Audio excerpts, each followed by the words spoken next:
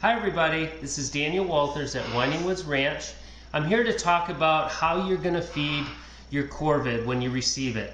Now, some of you will receive them at a younger age than others. So some of you will soak your foods like I'm going to show you, and others may not. But this is how we do it, and this is what I recommend. We've got a couple different products over here. This one is actually a training treat. It's very high in protein, which we recommend you use just for training and for conditioning.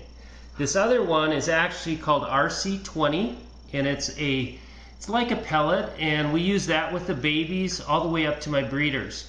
It's 20% protein. We do know in raising these guys that 20 to 25% is ideal as far as the amount of protein. You can overdo it and give them too much protein and have problems, or you can not give them enough. So that's why I'm going to go over this. I'm going to show you how we mix it up and how I recommend you use it with your babies. We also show a Pedialyte, which is in a container like this. And one of the main things we want to do is make sure these guys are hydrated enough. So in the beginning, I mix Pedialyte with the pellet or with anything that we feed them. One of the foods that works really well, if you have it, would be like pinky mice or rats soaked in Pedialyte. And if your bird doesn't seem very strong or he needs a little boost, that's something that will really help these guys and boost them a little bit. And we use that in the beginning as well, from day 1 to even a couple weeks old.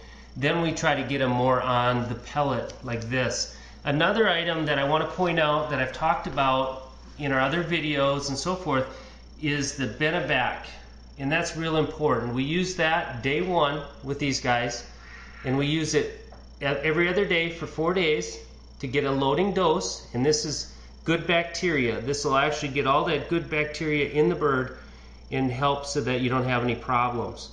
This you will do as a maintenance once a week, which is the correct way to use that. We're going to set that there. The other thing we have to keep in mind is our calcium.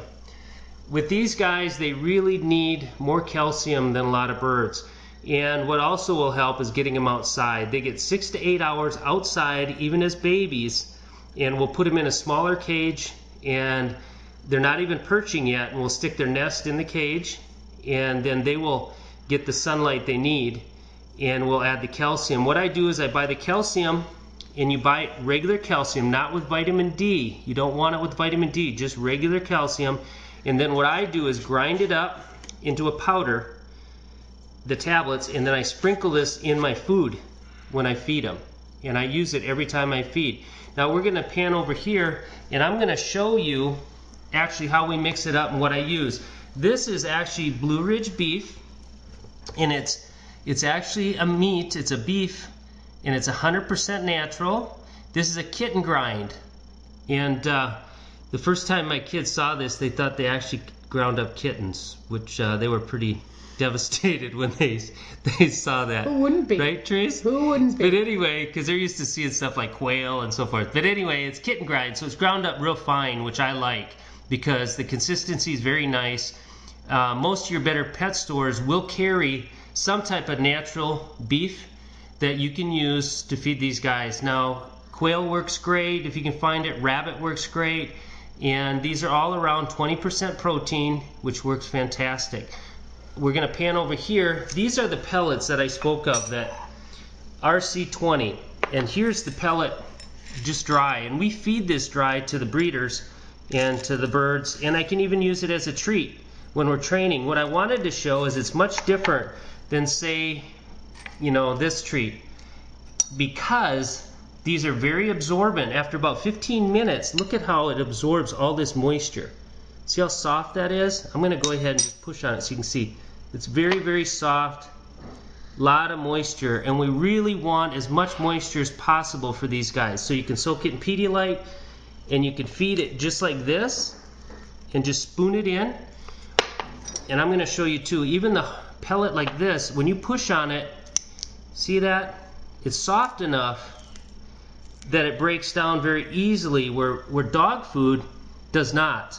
And these guys, their metabolism is so fast that we want something that breaks down very quickly and their body can absorb it. So this is an awesome product. We do have this available for ravens and crows that you can feed them. And we will send a sample of this with your baby, so you've got it to feed them right away. And let me go ahead and I'm going to show you how I would mix this up. So I would recommend you use this and this pellet in the beginning. I'm going to just open this and I'm going to put some in a dish. We'll put it in this metal dish right here. Now this is actually room temperature right now. If it were cold or came out of the freezer, you'd want to thaw it. And then, see it just like that.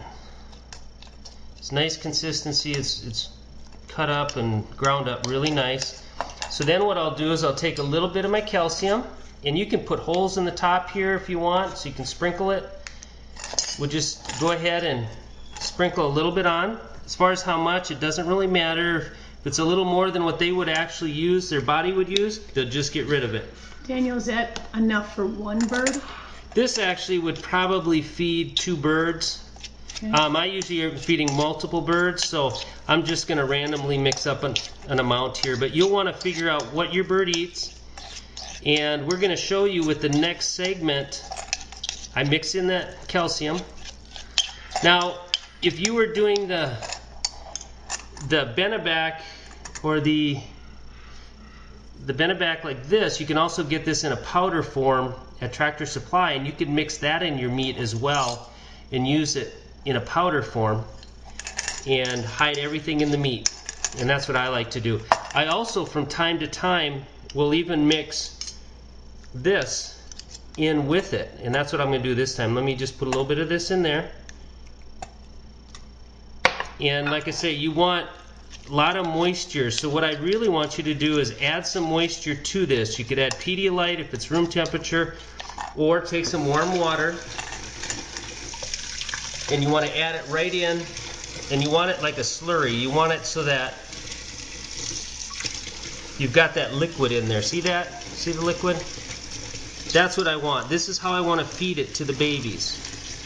So when you grab some, and this spoon actually, this looks kind of funny, but this is a plastic spoon that I put in boiling water and I shaped it. I like to shape it so when I put it in their mouth, I can dump it and it kind of holds it. But these are just plastic spoons like this. They get dirty, you throw them away. And this one works fine just like that as well. As far as warming this up, I like it warm, and then eventually as they get older, you can just have it room temperature. But I like to take these stainless steel bowls. There's a bigger one here in the sink, and then the smaller one, I run the faucet and just set it in there. And what happens is this metal will draw that heat in, and it'll heat up your food very quickly. And so I'll just sit here and mix it, just like that.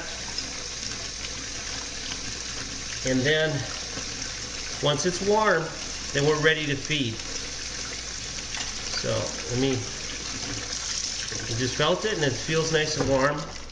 If you had to go do something and you wanted this to sit for a minute, you can just let it float in there and warm up. I think that's about it as far as what we actually need to do to get this ready to feed. Now we're going to come back with this next segment, part 2, and show you some babies, and we'll go ahead and feed them for you and show you what kind of container I keep them in the beginning and so forth. So this is part 1, and please do look at part 2.